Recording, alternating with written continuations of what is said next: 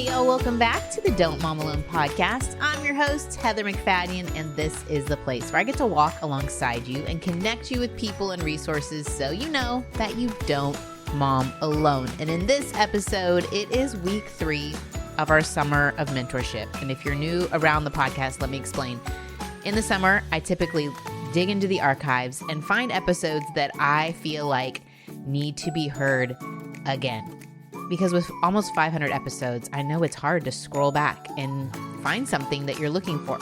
So this summer, I've gone into the archives and I'm answering questions y'all sent me with previous episodes I've recorded.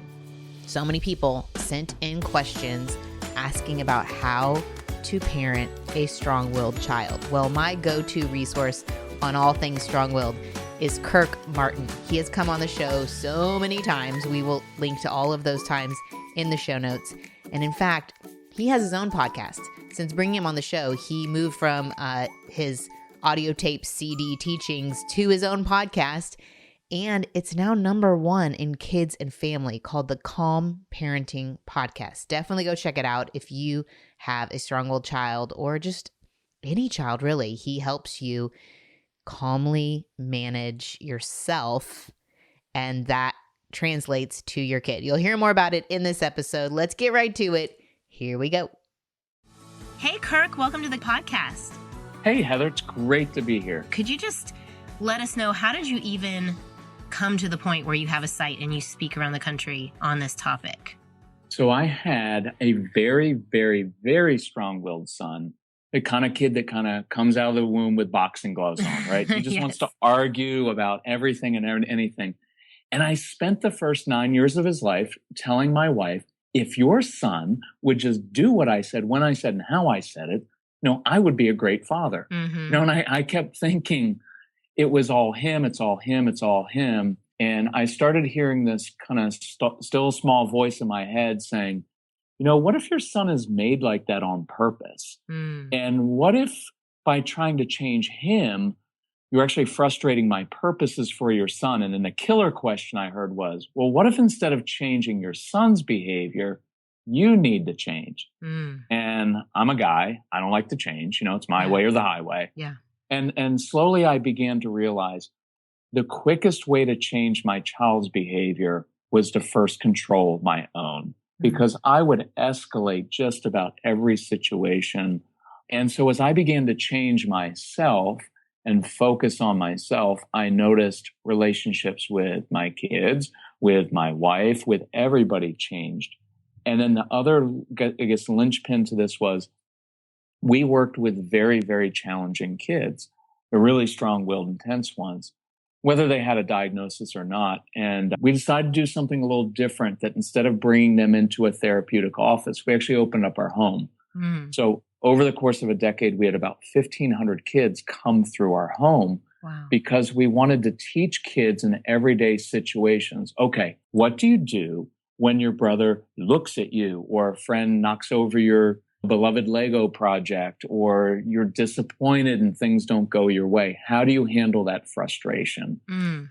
And so I didn't really choose this. I think it chose me, and I blame it on my son. He changed my life. So when you say you took them in instead of what is your profession by trade? What are you? Are you licensed? I have 2 backgrounds. Okay. I have one background is in behavior therapy. Okay. I don't practice because I speak full time, but also I was in business for a while too. So I'm a multitasking kind of guy. So these 1,500 kids have come through your home. How long would they stay? I'm just curious. It just depended. We'd have some kids for a week, some kids couple weeks, but here's what changed. I was really good with the kids. I could calm them down and do all these things. But then I realized when they went home, they were right back in. So we started to do more parent training. Yeah. And so eventually I didn't work with the kids anymore. We just work with the parents, because just as a parent, you have so much control over situations. And it doesn't have anything to do with the child. I'll give you just one quick example, and everybody listening can do this one tonight. Just sit. Like next time the situation begins to escalate, sit in a chair, sit on the floor, cross your legs, it changes the dynamic because now you are not standing over the child with your tight jaw and your tone of voice like this, and you're sitting, and it sends a message of, I'm in complete control of myself. I'm not going to escalate. And it actually makes a more intense emotional child feel very safe because he knows, oh, the 29-year-old mother, the 40-year-old dad is not going to freak out now. I'm freaking out, but they're not freaking out. I think everything's going to be okay. And that one simple act of sitting down is really effective. If you want a fun one, if you've got teenagers, next time they start to argue with you, seriously, lay down in the middle of the living room floor because you will freak them out. And they will either walk away from you, which is good because now you can just take a nap in the middle of the floor. Or if they lay down with you, if you can picture this, two people laying down on a living room floor are going to have a much better conversation than two people facing off with their hands on their hips, each with a negative tone of voice. Like the fight or flight goes away. When you're the not fight in or that flight sense. goes away because you have just de-escalated it solely by your body posture. That's huge. Yeah. That's huge. I'm imagining myself, like, how often do I even sit down in my day? I'm picturing. Moms don't. They don't. I need to. I need to just sit down on the kitchen floor when things start going crazy. That's really good. The younger your kids are, the lower to the floor you get, because if, you can try this in church or at a mall sometime. If an adult is sitting down, kids are drawn to that adult because the adult is communicating, I'm in complete control of myself. My yes is my yes. My no is my no. I'm not going to beg you with the sweetie, baby, it would really help mommy, because that never works with a strong child. But it's also not the threatening. If you do not pick your toys, because as soon as you get in that tone of voice, your child instinctively knows, mom's about to blow. Yeah. She's going to be bringing out all the resentments from her marriage from the last 12 years with me on earth. So it's very cool. So with 4 boys in the chaos, I started when they were little kind of noticing behavior changes based on what they ate, and not just sugar related, but like other things. And then I started paying more attention to what products we would buy. Now, don't get me wrong, we will still get the Little Debbie's every once in a while. But where I can control what we purchase when it comes to snacks and other food items and cleaning supplies, I love to partner with Thrive Market because, one, super easy. I just go on their website. It keeps what I've already purchased. So if I just need to rebuy that counter spray by Zum, Indigo Zum, so good, so good. I can just click it. If I need shampoo, I just click beauty products, and I know I can scan and trust that Thrive Market has already restricted what items are even sold by them so that they don't have harmful ingredients, that their snacks and foods don't have artificial flavors or high fructose corn syrup, etc. If I want to search by a high protein or a low sugar or organic, I can totally do that in just a few clicks. Super easy. Not only do I save time because the stuff comes straight to my door, right? I'm ordering easily through the website. I also save money. With my last order, there were certain items I clicked on and it was 14% off the item. And if I go to my local grocery, I would be spending that time and money. So if you find something that's cheaper, they have a price match guarantee and they have a deals page that changes every week. As a Thrive Market member, you will save money. I save an average of 30% every time I order. When you join Thrive Market, you are also helping a family in need with their 1-for-1 membership matching program.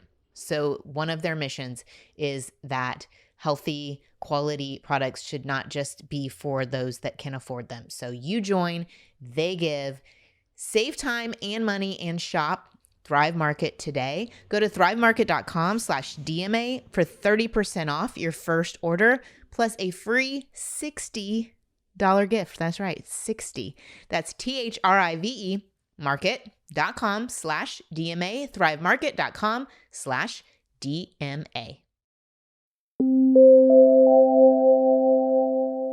don't know if you guys are already picking up on why I really like what Kirk teaches about, but the gals who listen to the show know I have issues with my own anger and my own pride and my own control issues. Like, I want everything in my environment calm, and Four Boys does not offer that. And Four Boys with leadership skills and big personalities and sensory issues, my anxiety level can go over the top crazy. I can just feel it. And I just want everyone to stop moving and everyone to stop jumping and stop fighting.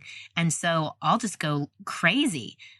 That tip of just sitting down is a huge practical, great tip for me. And I'm picturing in my head the Bible story where Jesus says, let the children come, and he's just sitting and they crawl in his lap, and the calmness, and the disciples are the ones freaking out. They're like, no, get rid of them, and he's just calm and control. Well, another good one, Heather, is the woman caught in adultery. When he stoops, he basically kneels on the ground.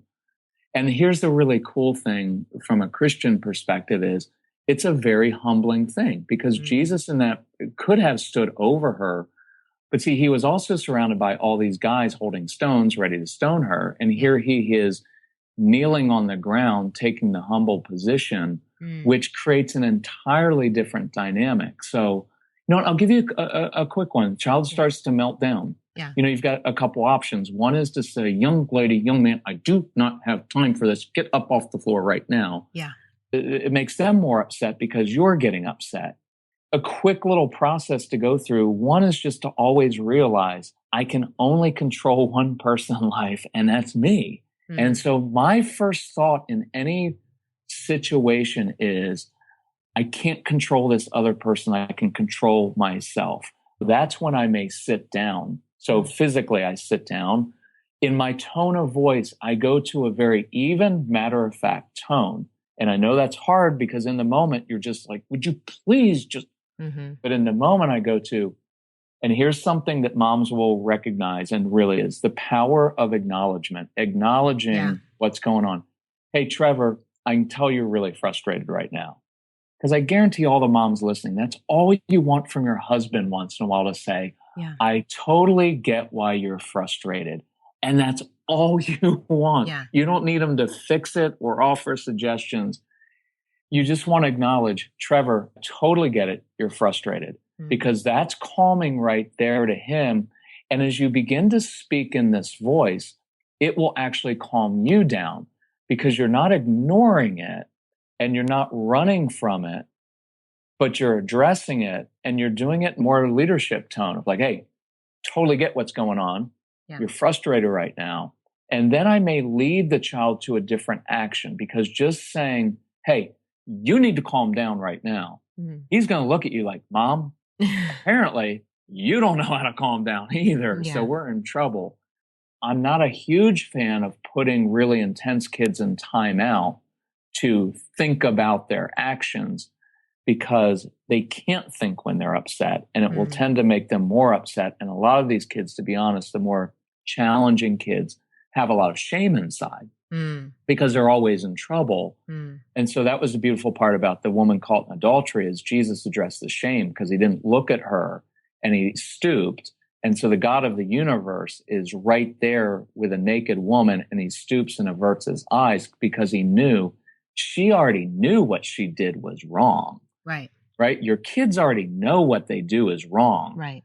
That's why they lie. Right. So the lying doesn't throw me off. The lying is a recognition of, I shouldn't have done that. And there's sometimes avoiding your anger, right?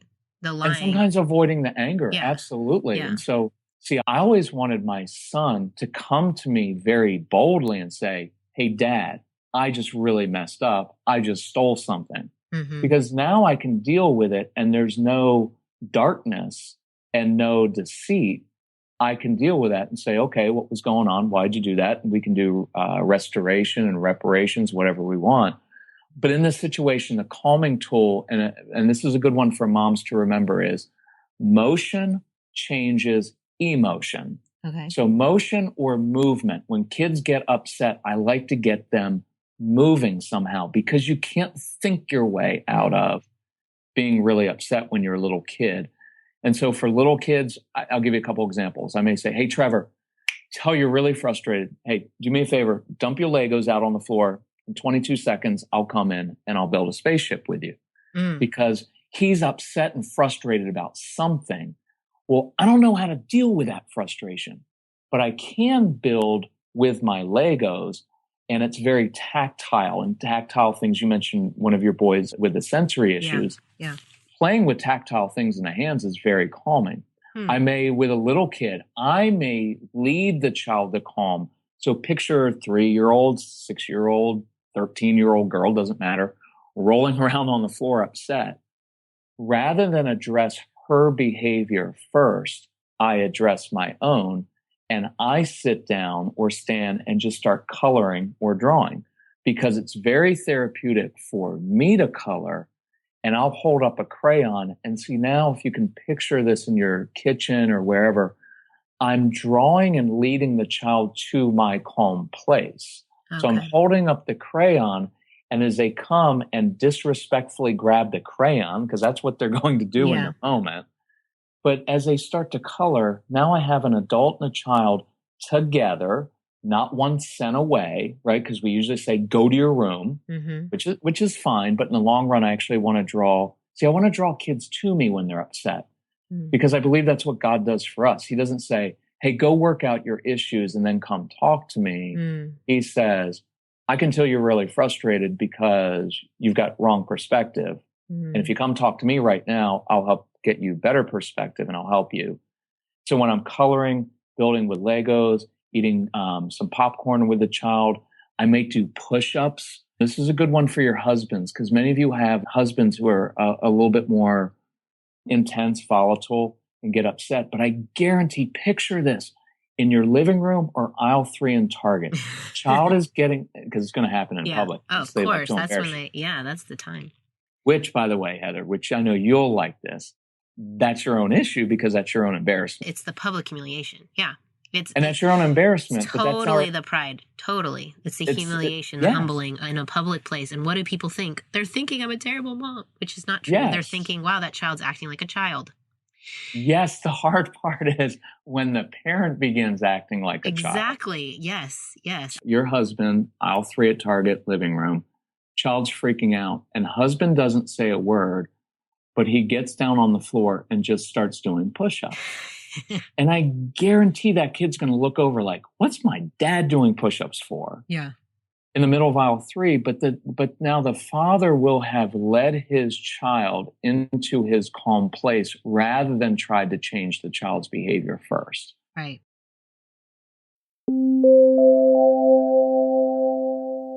This episode is sponsored by BetterHelp. Okay, Mom, let's get real.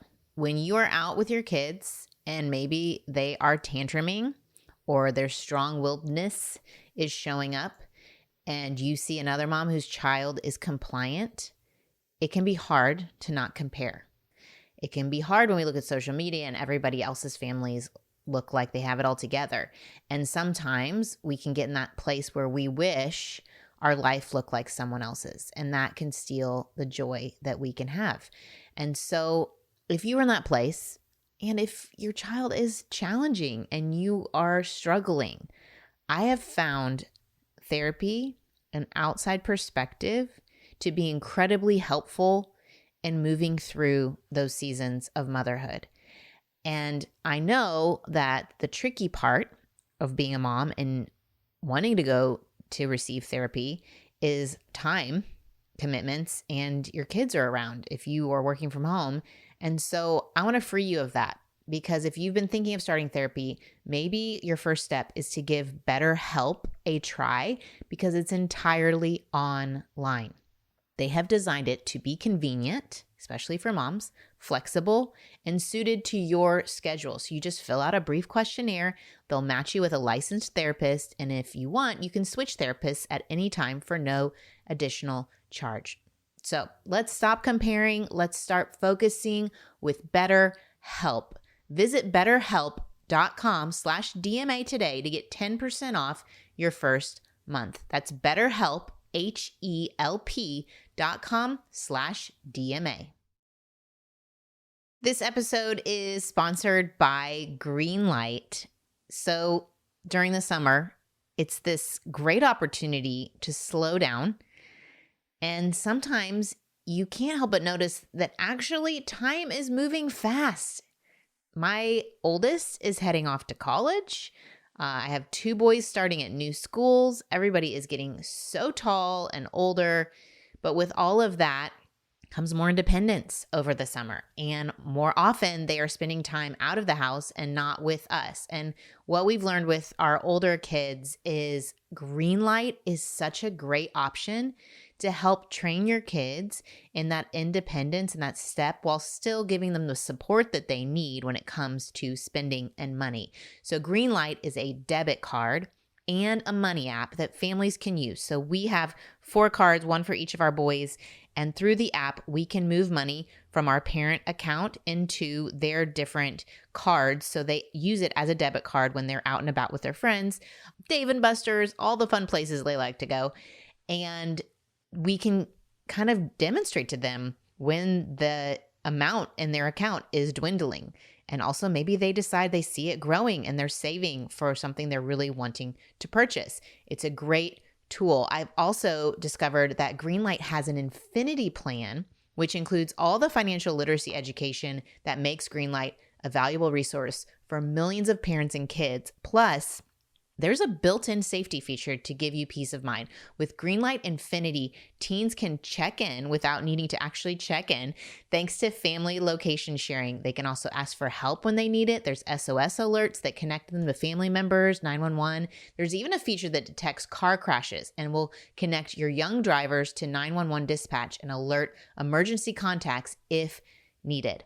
No matter which of these features make the most sense for your household, I think Greenlight is a great, easy, convenient way for you as parents to help raise financially smart kids and for families to navigate life together. So sign up for Greenlight today. Get your first month free when you go to greenlight.com/DMA. That's greenlight.com/DMA to try Greenlight for free. Greenlight.com/DMA. So hopefully that makes sense, but it's a really cool process. No, I think that's really, really good. And what I'm thinking, okay, I'm going to play devil's advocate. I have 4 young children. And where I have a hard time is when one freaks out and then the other one's asking me to help with his homework and then dinner's on the stove and then the other 2 are fighting. So Right. all that's happening at the same time.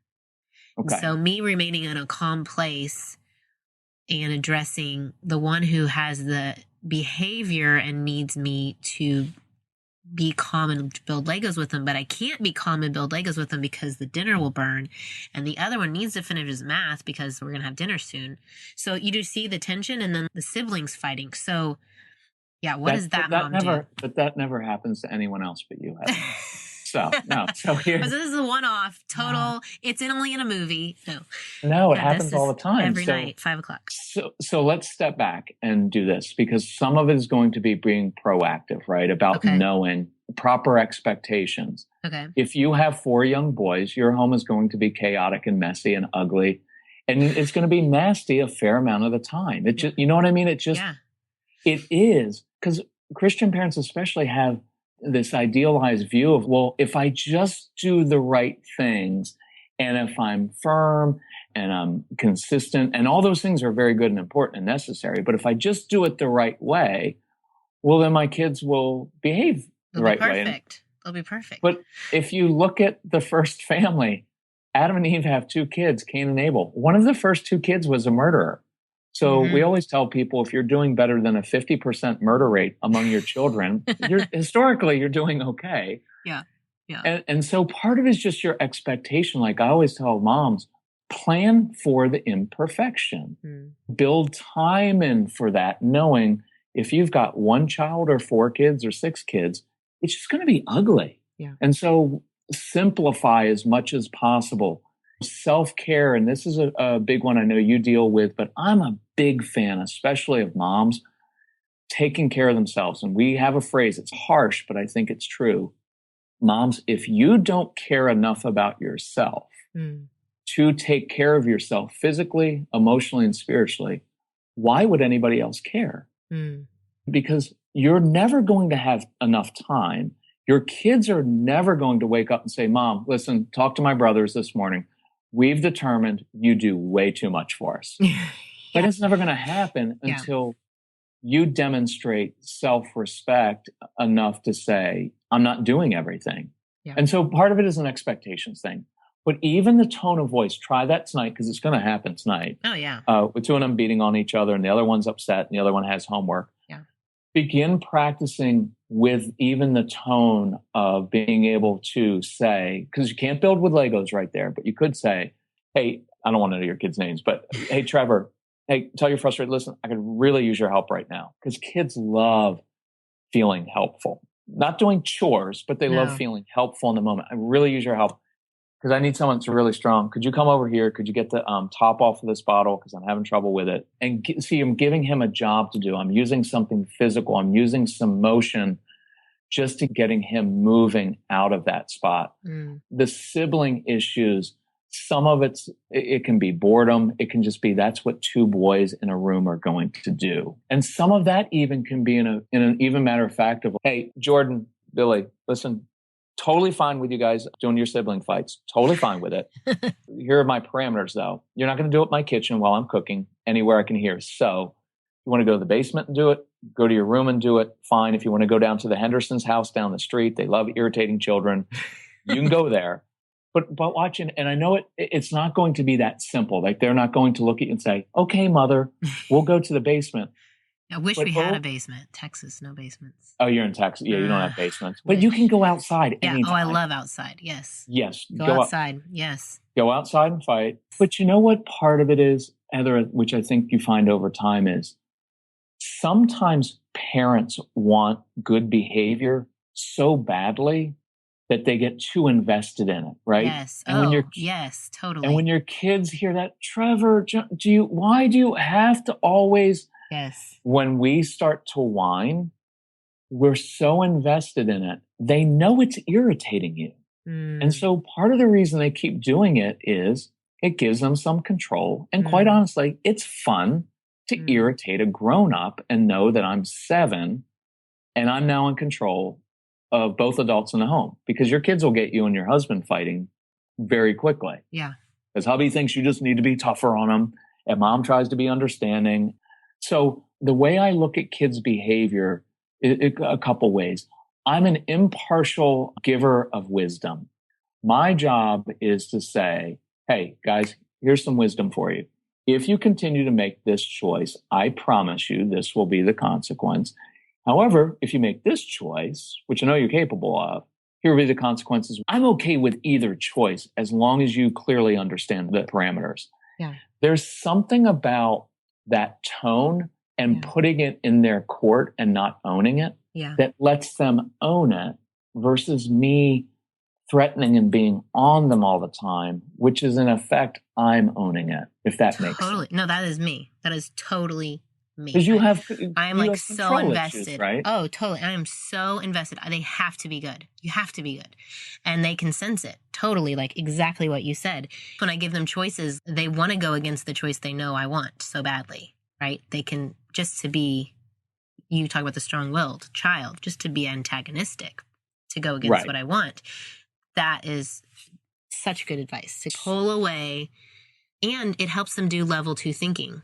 Right. Not just doing everything I'm saying when I say it, but to take a broader look and make wise decisions. I see it with kids. I see it with my kids. If mom's looking, I'll make the right choice, but I don't have enough inner control to make the right choice when an adult is not looking. That's really good.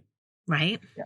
Yeah. And they can sense that. Here's the other thing too, which is one thing I love about you and reading through your website is your transparency and honesty. Because that's right about I have control issues. Yeah. I need everything to be just so. Yeah. And when things aren't just so, it totally messes with me. So here's a good practical thing is I would, for the moms listening, write down your triggers. Yeah. What are your triggers? Is it the kids being late? Is it, for some of you, it's just the neatness thing, right? Of like, they just leave stuff all. Yeah. Or injustice. I don't like when one brother mistreats the other. Honor. I want them to honor one another. I want them to treat each other special. And when they don't, it just makes me crazy. Right. And the more you lecture about that, Yeah. the worse it will get because they're not owning it and you want it too much. And to relieve the pressure on the moms too is to know so much of it is just what you model, right? If when you're out in public, you're giving and gracious to people, your kids see it and they'll become like that. They're just not going to do it at 9. Right. But I would write down your triggers and do this. Here's a really good practical way to look at it. So write down your triggers. My trigger is when the kids do X. Mm-hmm. So I begin to do the opposite of what I normally do. And so that's why instead of starting to lecture and yell, I began to sit. I began to ask questions instead of lecturing because lecturing gets you tuned out. Yeah. Asking questions gets level 2, and the kids begin to process and make the choices better that way. Well, thank you so much for taking time today. I really, really appreciate it, Kirk. Thanks, Heather. All right. Enjoy your Adios. boys. Thank you. Thank you. Okay. Thanks, y'all, for joining me and Kirk on this week 3 of the summer of mentorship. Definitely go check out his own podcast and the other episodes he's done with me where he gives me a hard time about my control issues. It's fine. I can handle it. And definitely those older episodes with him. I have younger kids, if you didn't notice, in this episode. I think it was like 2015, so almost 10 years ago. And so if you're in that stage of having early elementary kids, it might be helpful to hear me working through those examples with him. I'm going to pray over us as we parent these precious kiddos. Lord, I thank you that you've given us these great reminders of when we feel dysregulated and our kids are not controllable, that we can recognize what is within our zone of control and that we can turn to you to be the truth that we center our hearts and minds on so we can find that place of calm in our own spirit and be a light and shine that for our kids to be drawn to that same calm that comes from you, Lord.